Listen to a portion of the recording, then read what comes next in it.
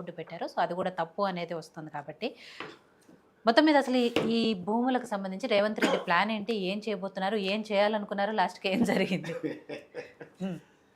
రేవంత్ రెడ్డి గారు తన ఇంటికి ఏం తీసుకుపోవట్లేదు మేడం. ఇది నెంబర్ వన్ గుర్తించాలి. ప్రభుత్వ భూమి అంటే ప్రజల భూమి. ముఖ్యమంత్రి అంటే ప్రజల మనిషి. ఆయన రాజు కాదు. ప్రజలు ఓట్లు వేస్తేనే అందరు ఎమ్మెల్యేలు కలిసి ముఖ్యమంత్రి. ఆయన ముఖ్యమంత్రి అంటే ప్రభుత్వం. ప్రభుత్వం అంటే ప్రజలు.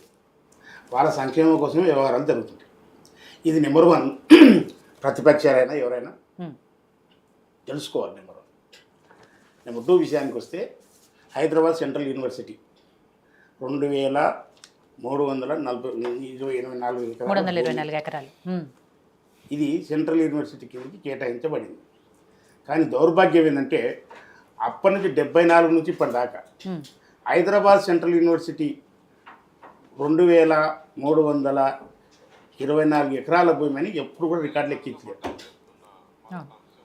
ఆ రోజు నుంచి ఈ రోజు దాకా ఉన్న పాలకులు చేసిన తప్పిదం ఏంటంటే ఈ యొక్క యూనివర్సిటీకి సంబంధించుకుందని చెప్పేసి అని రాయలేదు రెవెన్యూ రికార్డ్స్లో. ఆ తర్వాత చంద్రబాబు నాయుడు గారు ముఖ్యమంత్రి 2003 బిల్లీరావు అనే ఐఎంజికి సంస్థకు సంబంధించుకున్న ఒక ఫ్రాడ్ అనే సంస్థ, దాని పేరు కూడా ఫ్రాడ్, భారత్ ఫ్రాడ్, దానికి 400 ఎకరాల భూమిని ఇచ్చారు. దానికి బదలాయింపుగా గోపన్పల్లిలో సర్వే నెంబర్ 36, 37 397 ఎకరాల భూమి. అంటే ఈ 400 ఎకరాల భూమిని ఇక్కడ తీసుకుంటున్నాము. దీనికి బదలాయింపుగా అంటే ఇది మళ్ళీ ఎక్కడో లేదు, ఇదంతా కలుసుకొని ఉంటుంది. అడవంతా గోపన్పల్లికి సంబంధించుకొని గోపన్పల్లి ప్లస్ ఈ సెంట్రల్ యూనివర్సిటీకి కంచె గచ్చిపోదు, ఇది కలుపుకొని ఉంటుంది భూమి కూడా. అయితే దీన్ని ఇచ్చారు. అంటే ఇక్కడ 400 ఎకరాల భూమి బయటకు వచ్చేసింది. యూనివర్సిటీ పరిధి దాటుకొని బయటకు వచ్చేసింది. దాన్ని ఆల్రెడీ చంద్రబాబు నాయుడు గారు చేశారు. దానికి బదలాయింపుగా 397 ఎకరాల భూమిని ఇచ్చారు. ఇక నెక్స్ట్ అది అలానే నడుస్తున్న సమయంలో రాజశేఖర రెడ్డి గారు ముఖ్యమంత్రి అయ్యారు. ఇది చెల్లదు అని చెప్పేసి ఆ జీవోలు రద్దు చేశారు. రద్దు చేస్తే 2006లో కోర్టుకు వెళ్ళింది బిల్లీరావు. ఆ తర్వాత హైకోర్టులో నడుస్తూ చివరికి మొన్న 24లో వచ్చింది జడ్జిమెంట్. ఆ తర్వాత సుప్రీంకోర్టు పోయింది. సుప్రీంకోర్టు జడ్జిమెంట్ కూడా ఏం చెప్పిందంటే ప్రభుత్వ భూమి, వాళ్ళేం కొత్తగా ఏం చెప్పింది ఏం లేదు, ప్రభుత్వ రికార్డులలో ప్రభుత్వ భూమి అనే ఉంది. ఇప్పటికి కూడా సెంట్రల్ యూనివర్సిటీ భూమి మొత్తం కూడా ప్రభుత్వ భూమి అనే ఉంది. ఉన్న 2324 ఎకరాలు ఉంది కదా, అది మొత్తం ప్రభుత్వ భూమి అనే ఉంది. అవును, యూనివర్సిటీ పేరు మీద అవ్వలేదు కాబట్టి అది గుర్తుపెట్టుకోవాలి నెంబర్ వన్. అయితే అక్కడ జింకలు, నెమళ్ళు ఇవన్నీ పెద్ద అడవి ఉన్నది. నేను కూడా చూసిన సెంట్రల్ యూనివర్సిటీకి వెళ్ళినప్పుడు నెమళ్ళు హాస్టల్ దగ్గర నెమళ్ళు కనపడేటివి, ఆ జింకలు కూడా కనపడేవి. సరే అందులో ఎన్ని ఉన్నాయన్న సంగతి తర్వాత విషయం, కానీ కనపడడం మాత్రం కనపడదు. నేను చూశాను హాస్టల్ దగ్గరికి వెళ్ళి, అప్పుడు ఏదో జనరల్గా పోయినప్పుడు ఏదో పని మీద పోయినప్పుడు నేను చూడడం కూడా జరిగింది. అయితే ఈ విషయం ఏంటంటే ఆర్టిఫిషియల్ ఇంటెలిజెన్స్ కింద జోసిబులు వస్తుంటే అవి దాని కింద పడ్డట్టు, ఇవన్నీ ఎగిరి ఎక్కడెక్కడో చెల్లా చెదరైపోతున్నట్టు. అడివన్న తర్వాత పక్షులు ఉంటాయి మేడం, అడివన్న తర్వాత చెట్లు ఉంటాయి మేడం. నల్లమల్ల ఫారెస్ట్ ఉన్నది, అన్ని ఫారెస్ట్లు ఉన్నాయి మనం. ఇక్కడ కూడా ఉన్నది, హైదరాబాద్ నడుపుతున్నా ఇన్ని ఎకరాల భూమి ఉన్నది, దాన్ని ఎవరు కూడా కాదంటలేము. At the same time Revanth Reddy గారు చేసిన పని ఏంది? సుప్రీంకోర్టులో కేసు నడుస్తున్నప్పుడు మిత్రుడు అన్నాడు బిల్లీరావు వెళ్ళిన కోర్టుకు, కానీ వానికైతే కౌంటర్ చేయడానికైతే గవర్నమెంట్ అడ్వకేట్లు ఉండాలి కదా, ప్రభుత్వం తరపు నుంచి వాదించుతూ ఉంటారు కదా. అతన్ని ప్రభుత్వ భూమి అని చెప్పేసి జడ్జిమెంట్ వచ్చింది. ఇప్పుడు రేవంత్ రెడ్డి గారు ఏమంటున్నారు, 400 ఎకరాల భూమి ఆల్రెడీగా పక్కకి వెళ్ళిపోయింది, అది ప్రభుత్వ భూమికి కేటాయించుకుంది, సేమ్ టైం అంతా ఉన్నది.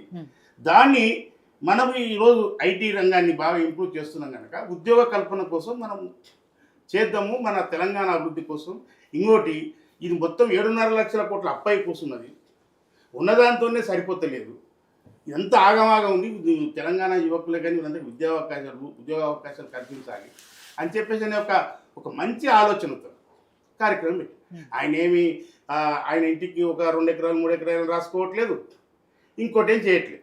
ఇది ప్రజల నిమిత్తము ఉద్యోగాల నిమిత్తము జరుగుతున్న వ్యవహారం. ఇందులో సెంట్రల్ యూనివర్సిటీ వాళ్ళది కూడా పాపం ఏం లేదు. వాళ్ళని రెచ్చగొట్టుకుని రకరకాల విద్యార్థి సంఘాల పేరుతోన రెచ్చగొట్టి గందరగోళం సృష్టించి నేను ఒకటే అడుగుతున్నాను. 2006 నుంచి నేటి దాకా కోర్టులో ఇది నడుస్తుంది. 2004లో అప్పుడు ఏదైతే చంద్రబాబు నాయుడు గారు ఉన్నప్పుడు అప్పుడున్న రిజిస్ట్రార్, అప్పుడున్న మన సెంట్రల్ యూనివర్సిటీకి సంబంధించుకున్న వైస్ ఛాన్సలర్ ఏమంటారు చైర్మన్ వీసీ గారు పెట్టారు సంతకం. ఏది సెంట్రల్ యూనివర్సిటీకి సంబంధించుకున్న వీసీ గారు పెట్టారు, రెవెన్యూ అధికారులు కూడా పెట్టారు. ఏదో అది 400 ఎకరాలు కేటాయిస్తున్నారు భూ బదలాయింపు జరిగినప్పుడు. ఇవన్నీ ఉన్నాయండి. అయితే ఇదంతా రేవంత్ రెడ్డి ఏం చేసినప్పుడు రేవంత్ రెడ్డి ముఖ్యమంత్రి కాదు. ప్రస్తుతం ఇది వచ్చిన సమయంలో ఒక 400 ఎకరాల భూమి వచ్చింది కదా, హైదరాబాద్ నడిబొడ్డున ఉన్నది. ఆల్రెడీ 400 ఎకరాలు పక్క నుంచి గోపన్పల్లి నుంచి 2 సర్వే నెంబర్ల నుంచి బదలాయించుకున్నది అని చెప్పేసి అనే ఉద్దేశంతో ఒక సదుద్దేశంతో చేయడం జరిగింది. అంతే తప్ప దీంట్లో దురుద్దేశం అనేది లేదు. ఇక ప్రతిపక్ష సదుద్దేశంతో చేశాను అంటున్నారు, కానీ రేవంత్ రెడ్డి బీజేపీకి సంబంధించిన ఒక ఎంపీ వీళ్ళిద్దరు కలిసి ఒక పెద్ద స్కామ్ ఏం చేసిరండి? 400 ఎకరాల భూమిని ఎత్తుకపోతుర్రా, ఇట్లా బట్టి గద్దలు లేకపోతురా, ఎవరికి కనపడకుండా కంటికి కనపడుతుంది కదా. అక్కడ ఏం జరుగుతుంది అనేది, అక్కడ ఏం డెవలప్మెంట్ జరుగుతుంది అనేది కూడా తెలుస్తుంది కదా మనకు. ఇంకొకటి, ఇప్పుడు వీళ్ళందరూ సెంట్రల్ యూనివర్సిటీలో స్కాలర్స్, ఓకే, 6 నుంచి ఇప్పటిదాకా జరిగింది. దీని మీద మీ సెంట్రల్ యూనివర్సిటీ వాదనైంది కోర్టులో, సుప్రీంకోర్టులోనే, హైకోర్టులోనే. కానీ ఇప్పుడు దానికి సంబంధించి మీరే అన్నారు ప్రభుత్వం తరపున అడ్వకేట్ ఉన్నారు, వాదిస్తారు. ప్రభుత్వ భూమి కాదంటున్నారు, సెంట్రల్ యూనివర్సిటీ భూమి అంటున్నారు. ఇప్పుడు ప్రభుత్వానికి వస్తే సెంట్రల్ యూనివర్సిటీకే ఇస్తారు కదా.